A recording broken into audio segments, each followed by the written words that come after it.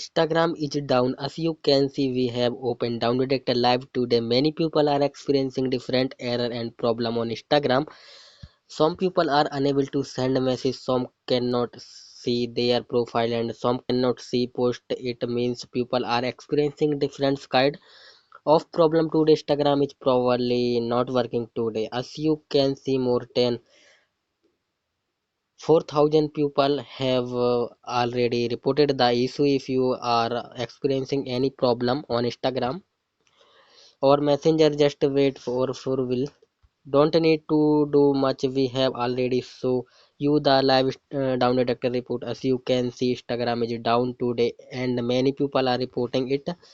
What you need to do is simple. Wait for will. This is a problem from the company side. Their team is working and on fixing it and trying to resolve it this issue, so you just need to wait. You don't need to do much. If you are seeing any error or bug on Instagram, it will be fixed easily. Just wait for a will. Okay.